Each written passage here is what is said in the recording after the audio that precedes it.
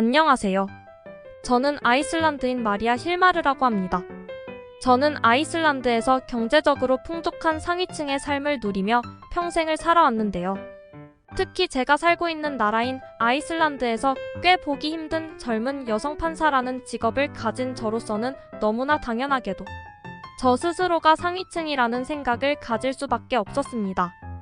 하지만 저는 얼마 전 한국인과 관련된 법의 정확한 판결을 위해 업무차 방문하게 된 한국에서 제가 사는 아이슬란드라는 나라 자체가 심각한 후진국의 나라라는 것을 여실히 느끼고 말았는데요. 제가 관리하는 사법부 지역은 매우 다양한 아시아인들이 거주하는 한인타운 근처이기 때문에 저는 판사 직무를 담당하고 나서부터 꽤 많은 아이슬란드 거주 아시아인 사람들의 판결을 담당해왔습니다. 그리고 너무나 자연스럽게 법의 정확한 판결을 위해 그들과 교류를 하고 또 실질적으로 그들이 사용하는 언어를 위해 오래전부터 한국어를 배워왔었던 저는 그 이후부터는 쭉 아이슬란드에 거주하는 한국인들의 판결 담당을 주로 맡아왔었는데요. 그런데 얼마 전 제가 담당한 하나의 사건은 제가 한국이라는 나라의 문화나 그들의 생활 방식이 실제로 어떠한 모습인지 알고 있어야 정확한 판결이 가능한 사건이었기에 저는 아주 짧은 출장 휴가를 내고 한국으로 출발하게 되었습니다. 하지만 처음에 저는 상당히 거리도 멀고 그저 한국인들의 외모 정도에 대해서만 알고 있었을 뿐 한국이라는 나라 자체에 대해서는 아무런 정보를 가지고 있지 않았는데요. 제가 한국으로 판결 출장을 간다는 소문이 알려지자 저의 동기 판사 동료들은 저보고 왜 그런 후진국을 가냐면서 그저 알고 있는 법문대로 판결을 내리면 되지 않겠냐고 했지만 저는 오래전부터 그 나라의 사람들이 어떠한 환경에서 자라왔는지 그리고 어떤 생활 방식을 가졌는지 알아야 정확한 판결을 내릴 수 있다고 생각했기에 한국이 후진국이라는 말에 조금 망설이기는 했지만 다소 불안한 마음을 가지고 결국 한국에 도착하게 되었습니다. 아무런 도움이 되지 않을 수도 있는 그저 저의 한국 경험기에 가까운 업무 출장이었지만 한국에 처음 도착하게 된 저는 이미 공항에서부터 무언가 이상한 감정을 느끼게 되었는데요. 한국으로 떠나기 전 저에게 한국은 아이슬란드와 땅의 크기는 비슷하지만 한국은 전혀 발달하지 못한 나라라면서 저보고 한국에 도착하는 그 즉시 불편한 교통 때문에 진이 다 빠져버릴 것이라는 얘기를 판사 동기들이 했었지만 공항에 내린 저는 동기들의 말이 완전한 실수였다는 것을 알아차릴 수 있었습니다. 당황스럽게도 한국의 공항은 제가 태어나고 자란 나라가 아이슬란드였지만 아이슬란드의 공항이 초라하게 느껴질 정도로 최소 100배는 더 큰 공항처럼 느껴졌는데요.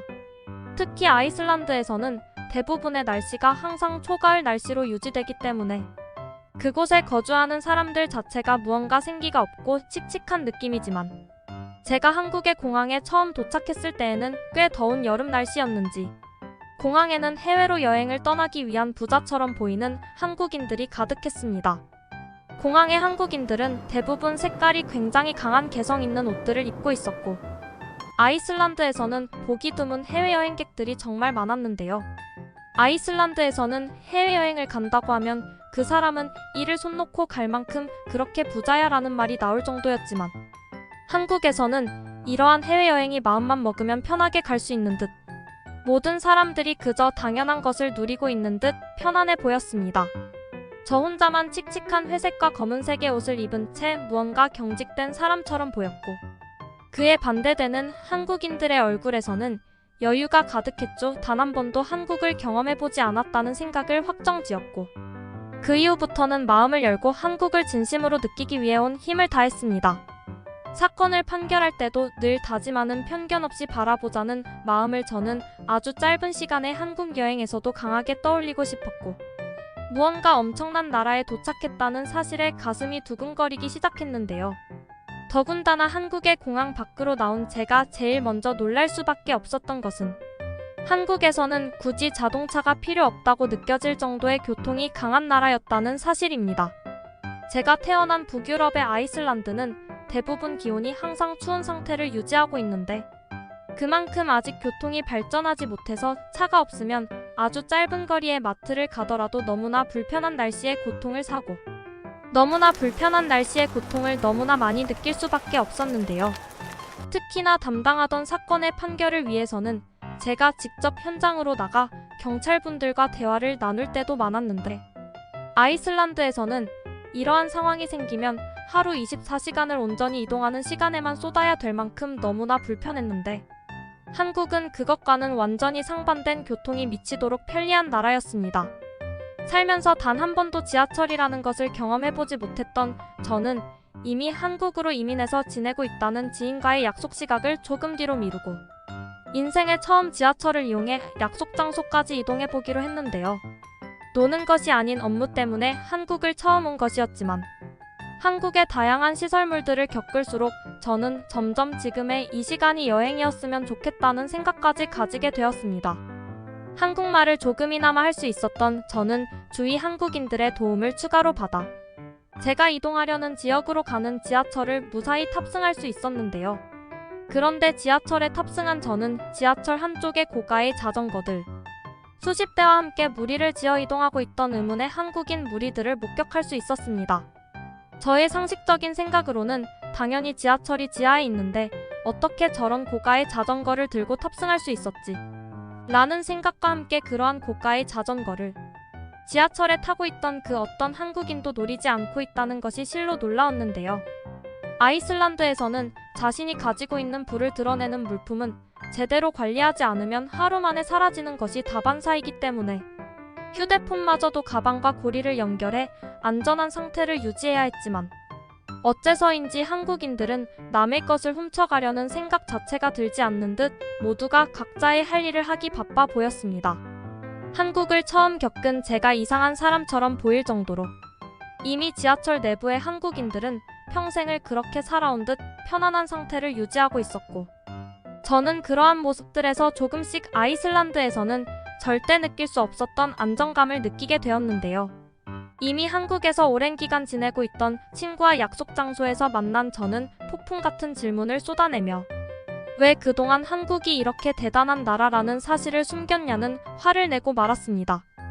하지만 친구는 저의 말에 그저 작은 미소를 보이고는 말로 한다고 설명할 수 있는 나라가 아니라며 지금의 이 분위기에 직접 들어와 있어야 한국의 진정한 매력이 느껴진다는 말과 함께 업무 때문이기는 하지만 짧게나마 한국에 잘 왔다는 대답만 해주더군요. 담당하던 사건도 한국인과 작은 연관이 있을 뿐 바쁜 업무 중 숨통이 트일 시간이 필요했던 저는 그렇게 한국에서 꽤나 오래 지낸 친구의 설득으로 짧게나마 하루 동안의 한국 여행을 즐기기로 합의하게 되었습니다. 나머지 시간은 친구에게 한국인들의 생활 방식이나 사고 방식에 대한 이야기들을 들으면서 저의 판결에 대한 협조를 부탁했고, 엄청나게 심각한 사건은 아니었기에 조금은 마음을 놓아도 되는 순간이었죠. 친구는 저에게 일단은 시간이 짧으니 자신이 살고 있는 지역인 서울 근처 위주로 드라이브를 하러 다니며 관광 명소들을 짧게나마 둘러보자면서 갑자기 차를 빌리자는 황당한 말을 하더군요. 아이슬란드에서는 차를 빌리는 시스템도 제대로 마련되어 있지 않을 뿐더러 만에 하나 옆집 이웃의 차를 빌리더라도 그 차가 도둑 맞을까 극도로 염려해서 타야 하는 짐덩이에 불과했는데, 한국에 이민을 온 지 약 3년이 지난 저의 친구분 아르소는 한국에서는 렌터카 시스템이 휴대폰 하나로 전부 해결할 수 있게 시스템이 만들어져 있다면서 저에게 원하는 차종만 말해보라는 충격적인 말을 이어나갔습니다. 휴대폰으로 세상이 많이 변했다는 것은 알고 있었지만 정말 휴대폰과 카드 하나만으로 모든 것이 해결되는 한국의 디지털 시스템은 구시대나 다름없는 아이슬란드에서 평생을 살아오던 저에게는 충격 그 자체였죠.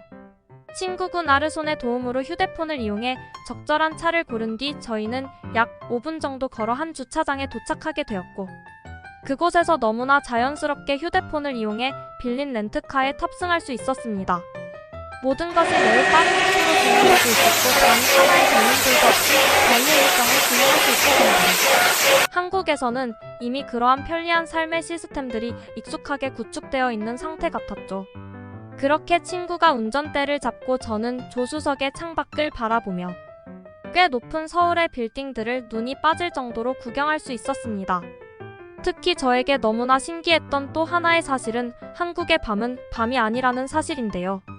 북유럽권에 가까운 아이슬란드에서는 해가 굉장히 빨리 지기 때문에 한국 시간으로 오후 3시쯤 되면 모두가 일거리를 정리하고 집으로 돌아가기 바빴지만 한국의 밤은 사실상 24시간이 밝게 빛나는 낮과 다름이 없었습니다. 누군가 원하는 것이 있으면 그 어떤 시간적 제약 없이 길거리로 나와 자기 일을 해결하면 되는 것이었고, 저는 그러한 한국인들의 자유로운 모습을 보며 한국이 왜 그렇게나 빨리 선진국의 반열에 올라설 수 있었는지 시간의 효율성을 피부로 느끼게 되었죠. 한국의 지리에 익숙했던 군하르손의 도움으로 저는 꽤 많은 관광 명소를 짧은 시간에 모두 방문할 수 있었는데, 방문한 모든 곳은 도시 속에 이러한 자연이 있었나 싶을 정도의 관광 명소들이 참 많았습니다. 아이슬란드에서도 물론 자연이 꽤 도시와 가깝게 있기는 하지만 그저 허허벌판에 자연이 있는 아이슬란드와는 다르게 한국은 도시와 자연이 너무나 적절하게 섞인 자연 친화적인 디지털 도시였죠. 일에 지친 한국인들도 빌딩에서 조금만 걸어나가면 공원과 호수들을 자유롭게 이용할 수 있었고, 친구 또한 모든 것이 가깝고 살기 좋은 이러한 한국의 매력에 빠져서 아직도 한국에서 계속 살고 있다는 말을 해주었습니다. 그렇게 짧은 관광여행을 마친 뒤 친구는 렌터카를 돌려주기 전에 직접 세차를 하고 돌려주면 좋을 것 같다면서 저를 차에 태운 뒤 한국의 길거리 세차장으로 향했는데요. 아이슬란드에서는 세차장이 사실상 존재하지 않는다고 봐도 될 만큼 도시와는 엄청나게 거리가 떨어진 곳에 한 개씩 있을 정도였는데, 친구는 차를 이용해 약 2분 정도만 이동하더니 한눈에 보아도 엄청나게 큰 세차장 앞에 도착하게 되었습니다. 그런데 저는 세차장에 도착해 차에서 내린 순간 크게 당황할 수밖에 없었습니다. 저는 아이슬란드에서의 세차장에서처럼 너무나 자연스럽게 차에서 내린 뒤 주의를 경계하며 한 손에 핸드폰을 들고는 위험한 상황이 생기면 곧바로 경찰에 신고할 준비를 하고 있었는데, 친구가 저를 보더니 막 비웃기 시작하더군요. 친구는 저를 보고 한국에서는 아무도 세차를 하는 차를 훔쳐가지 않는다면서 저를 보며 박장대소를 했고, 저는 처음에는 친구의 말이 이해되지 않아 당황스러울 수밖에 없었습니다. 그리고 세차장 주위를 천천히 둘러보게 된 저는 제가 이상한 사람이라는 것을 곧바로 느낄 수 있었는데요. 그곳에는 평범하게 직접 세차를 하는 한국인들은 물론 학생으로 보이는 한국인 학생까지도 자신의 자전거를 아무런 경각심 없이 세차하고 있었기 때문입니다. 아이슬란드에서는 세차장도 별로 없을 뿐더러 대부분은 외진 곳에 있어서 자신의 차를 도난당하거나 물품을 도난당할 것을 항상 대비하고 있어야 하는데, 이상하게도 한국은 오히려 세차를 하던 중 근처에서 커피까지 마실 정도로 그 누구도 자신의 차를 도난당할 것이라는 염려는 전혀 하지 않는 것처럼 보였는데요. 저는 도저히 궁금증을 참지 못하고 자신의 자전거를 클리너폼으로 씻고 있던 한국인 학생에게 접근했고, 매우 어색한 한국어로 세차장에 있는 것이 무섭지는 않냐는 질문을 하게 되었습니다. 그런데 놀랍게도 한국인 학생은 제 말을 알아들었는지 매우 능숙한 영어로 저에게 한국에서의 세차장은 그저 커뮤니티 시설과 다름없는 안전한 공동시설이라면서 오히려 세차하는 취미를 가진 사람도 많아서 전혀 경계심을 가질 필요가 없다면서 저를 안심시켜 주었기 때문인데요. 아주 간단한 대화였지만 저는 세차장이 안전하다는 사실과 한국인 학생들은 어릴 때부터 학교에서 영어를 배우는 것인가라는 또 다른 궁금증에 한국이라는 나라에 아주 푹 빠져버렸고, 친구에게도 방금 있었던 한국인 학생과의 일화를 간단히 얘기해주게 되었죠. 친구는 저에게 아이슬란드에서의 생활 방식을 한국에서는 완전히 버리라면서, 특히 한국의 학생들은 대부분 학교에서 이미 기초 과목으로 영어를 배우고 있기 때문에 아이슬란드에서의 학생 수준보다 훨씬 높다는 놀라운 얘기까지 추가로 해주더군요. 그렇게 저는 난생 처음 정말 마음 편안한 한국에서의 세차를 마칠 수 있었고, 중간중간 세차장 바로 옆에 준비되어 있던 카페 테이블에서 세차를 하러 온 처음 마주한 한국인들과 즐거운 담소까지 나눌 수 있었습니다. 그저 평범하게 세차를 하는 날이었지만 그렇게 처음 본 한국인들과 평화롭게 대화를 나누고 있으니 이런 게 바로 행복한 것이 아닐까라는 생각마저 들 정도로 한국은 평화로운 나라였죠. 세차를 모두 마치고 휴대폰을 이용해 지정된 장소에 렌터카를 반납한 뒤 저는 친구의 배려로 친구의 집에 함께 돌아와 오늘 한국에서 겪었던 일들을 곰곰이 생각하게 되었습니다. 아무리 생각해도 제가 지금껏 아이슬란드에서 보내온 인생의 시간들이 너무 아깝게 느껴졌고, 이제부터라도 친구처럼 한국에서 살고 싶은 마음이 너무나 간절했기 때문이죠. 짧은 한국에서의 휴가를 마치고 아이슬란드로 돌아간 저는 곧바로 제가 근무하고 있던 법무처에 사실상의 퇴사를 확정짓게 되었습니다. 제가 가지고 있는 법의 지식은 한국에서는 그다지 쓸모가 없겠지만 저는 한국에서 새로운 도전을 하고 싶었고 그저 그 나라에서 산다는 자체만으로도 제 삶의 또 다른 활력소가 되겠다는 결심이 섰기 때문이죠.